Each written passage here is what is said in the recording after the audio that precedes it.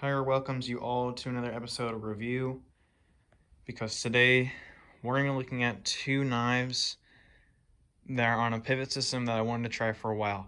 Both these knives are on bearings.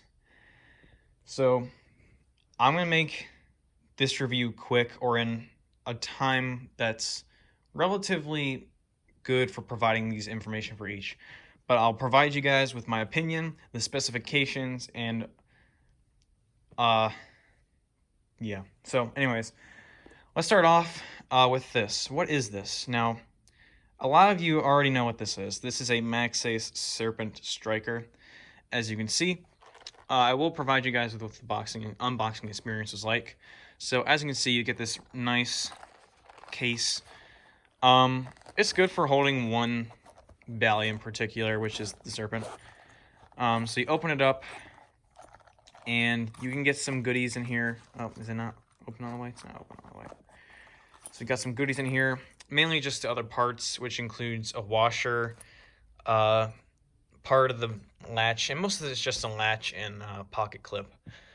This piece of plastic right here was for holding the tip, like putting on top of the tip while shipping. However, this one I got in a trade, and it is not in the best condition because this tip is slightly rolled. For those of you who don't know what rolled means, it means the tip is slightly bent the wrong way. If you can sort of see it. It's not really clear. But anyways, yeah. So let's get started off with some of the specifications. The blade steel is going to be, it's right there, 14C28N. Now, we're probably saying right now, I've never heard of that blade steel. Neither have I. Can you stop? I haven't heard of that blade steel either. It's just some Chinese steel alternative to using some other form of steel. I don't know if they've used that on previous G10 valleys like the Banshee and the DMG. I personally haven't tried them. So yeah, this is on Zen pins. I really like the way Maxace does their Zen pins because they actually care about comfortability. Most problems with Zen pin knives nowadays is there's a bunch of pinching involved in it. However, actually two ways you can remove the pinching problem are to shorten the length of the Zen pin. So the Zen pin is extremely short. Look how tiny that is. And round it off, and that's exactly what they do. The whole top of the Zen pin area is completely chamfered, so there is no pinching involved in this knife, unless you get bit, of course, by the bite handle side. Well, not bite handle side, the blade. But that's just called a cut. Anyways, these are on stainless steel cage bearings. A lot of people say that the cage bearings, stainless steel, are not the best because ceramic is supposed to be better for swing. As you can see, stainless steel isn't the best for swing, but I find it to be a lot smoother when it comes to flipping. And I personally like it a little better. Goodness, I'm dropping stuff now. Speaking of the blade, I forgot to mention that it is a harpoon style blade. I really like this blade shape. I've been a fan of the blade shape for a while. That's really why I wanted one of these, is because of the blade shape. I love harpoon style blade shapes.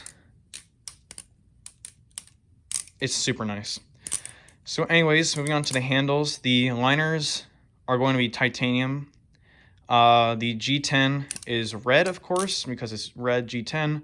And I believe the spacers are also titanium. This is a sandwich construction knife. There are several body screws on this knife. Other than the pivot screws, there are 4 each side. One in the middle here is T6, and the other down here is T8 or 7.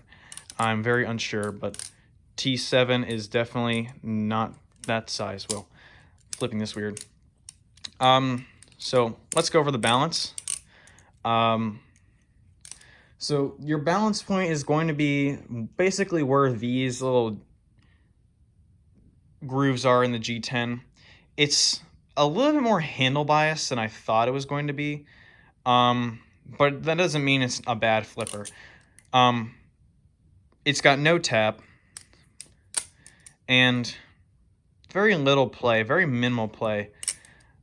But for the money, this is a freaking great flipper. You're probably wondering how much these cost. Well, if you're not buying the trainer blade, which I believe is now available, these are 120, 130. I believe on the AliExpress they're 130, but I believe if you go to FLS they're probably 120. I didn't buy this. This was a trade. So yeah, I'm not gonna tell you what I traded for because the collection video will be coming soon.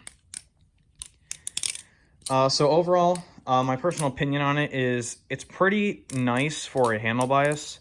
There is, unlike the Dimension 51, there is that part of the time where you have to adjust to it first before you can actually flip it good.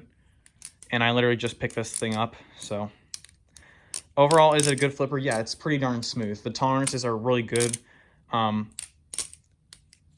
It sounds okay.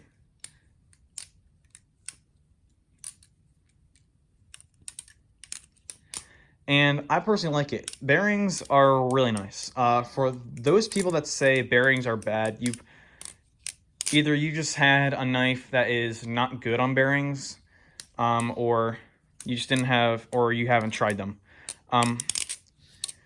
I think bearings are awesome. After my experience with these two knives, bearings are probably my favorite pivot system now.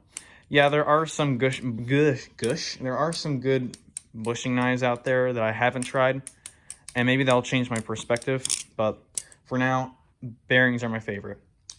So let's move on to this thing. You probably wonder, what is this thing? What is this thing? Well, by the name, it's a Vantac. But what is Vantac? Well, Vantac, like Maxace, is a Chinese company that makes balisongs. In particular, this one being the only one. Now, specifically, this is called the Vantac Speeder. It's probably my favorite knife right now. But anyways, we're not going to get into much of it, but let's just show you guys what's in here. Now, I believe the price point for a gray one right now is maybe $240, a little over $240. This again was a trade. Let's open the box. Really premium box. This has a magnet in it. So, open up the box. You get a couple of things. You get certification card with your number on it. You get a ton of extra hardware, about enough to do everything once. You get some brass spacers and a trainer blade. This is the trainer blade. It's a dagger style trainer blade. It's really nice. I'll get into one thing or another reason why I like the trainer blade so much, even though I haven't flipped using it. So anyways, let's get this started. So this blade shape, I'm not really sure what to call it. I've been calling it sheep's foot for a little bit. So the blade is made out of M390 steel, which is a pretty darn high quality steel.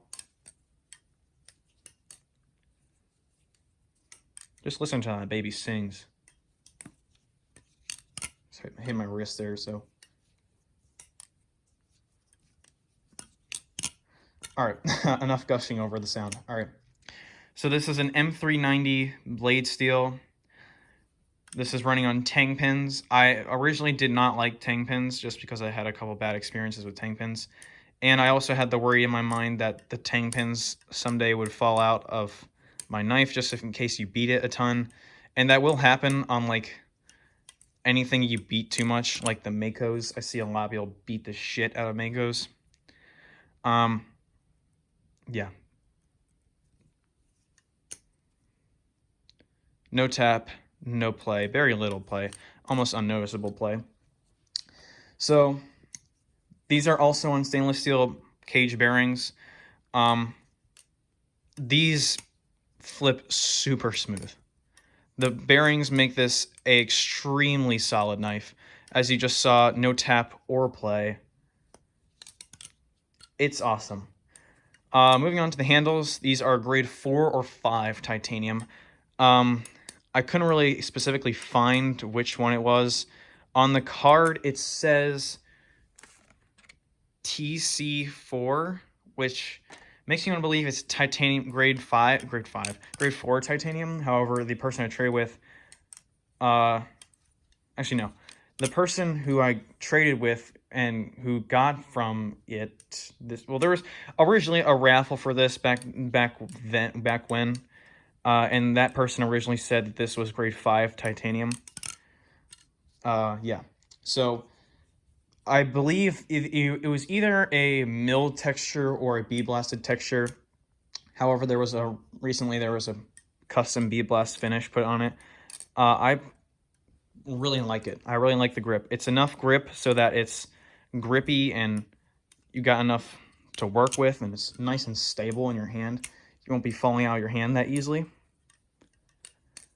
But it's not like sticky or weird on your fingers. It fits really nice. Speaking of fits really nice, the handles are not too thick or not too thin. They're, again, sort of like the balance. If this is what Alpha Beast Infinity feels like, then I'll like Alpha Beast Infinity. It might be a little bit thinner than that, just because I think it just would be thinner. The titanium spacers are in here right now, but again, you have the brass spacers for if you want a little bit of extra handle bias. This is still slightly handle bias, but it's ever so slightly handle bias. It's still very neutral. Well, not very neutral, not extremely neutral, but it's pretty nice. The pivot screws are on T8, very similar to the Maxace. However, the spacer screws are also T8, so you won't have to be scrambling around to find all your torque bits. The blade spine was chamfered. I totally forgot to mention about that.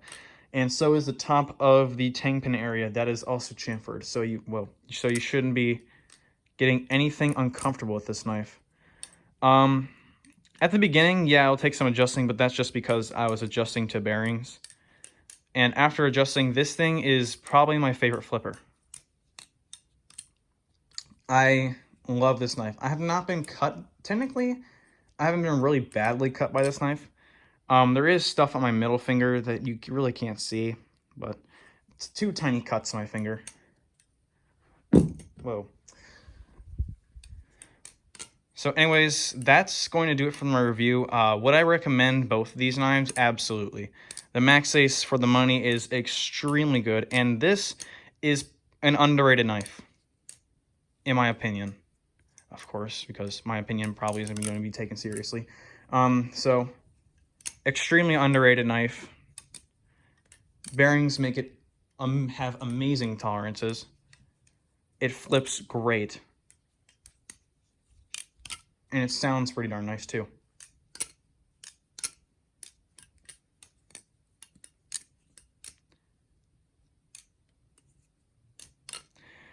Thank you guys for watching.